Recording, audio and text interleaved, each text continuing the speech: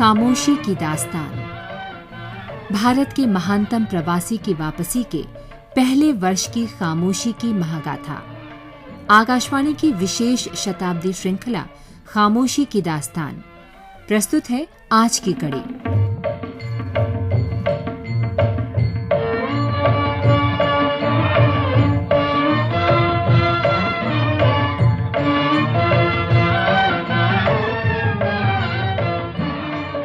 रेवाशंकर झवेरी की घरेलू समस्याओं की वजह से गांधी बंबई में 4 दिन रुकना चाहते थे, लेकिन इसकी जरूरत नहीं पड़ी।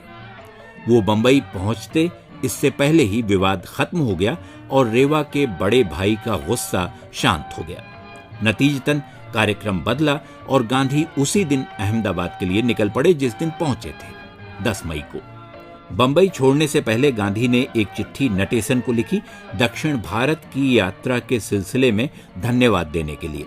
साथ ही एक आग्रह भी था, कुछ जरूरी किताबें भेजने का कि वो तमिल का ककहरा और व्याकरण सीख सकें। गांधी के साथ नायकर के अलावा सुंदरम और अडा भी मद्रास से यात्रा कर रहे थे। यात्रा के लिए अडा का टिकट गांधी ने खरीदा था। अगले दिन अहमदाबाद पहुंचकर अडा ने रेल भाड़े के 50 रुपए गांधी को दिए, जबकि गांधी के मुताबिक खर्च 66 रुपए 7 आना बनता था। 16 रुपए 7 आना बकाए की जगह गांधी का ध्यान अब अपने प्रस्तावित आश्रम की स्थापना पर था। तमाम दूसरे प्रस्ताव नामंजूर करते हुए गांधी ने कहा, अहमदाबाद पर मेरी नजर टिकी थी। गुजराती होने के नाते मैं मानता था कि इसी भाषा में मैं देश की बेहतर सेवा कर सकूंगा, चरखों का काम अच्छी तरह हो सकेगा। एक उम्मीद भी थी कि गुजरात का मुख्य नगर होने के नाते अमीर और संपन्न लोग आश्रम को ज्यादा आर्थिक मदद दे सकेंगे। आश्रम के लिए कई मकान देखे गए और अंत में कोचरब में बैरिस्टर जीवनलाल का मकान किराए पर लेने का फैसला हुआ। ये व्यवस्था अस्थायी होनी थी, पर शुरुआत कोचरब से हुई। जगह तय होने के बाद आश्रम के नाम को लेकर चर्चाएं हुई।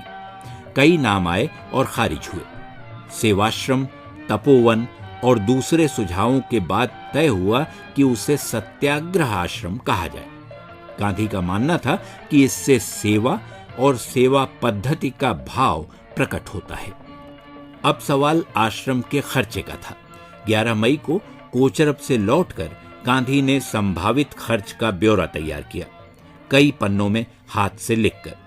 अनुमान था कि आश्रम की व्यवस्था पर कुल वार्षिक खर्च करीब 6-7 हजार रुपए आएगा। खर्च बड़ा था, लेकिन आश्वासन था कि पैसे का इंतजाम हो जाएगा। सारे विवरणों के साथ गांधी ने खर्च ब्यौरा अहमदाबाद के सेठ मंगलदास गिरधारीलाल को भेज दिया। पर्चे के अंत में लिखा था, इसे हड़बड़ी में तैयार किया गया है, हो सकता है अनुमान गलत हो।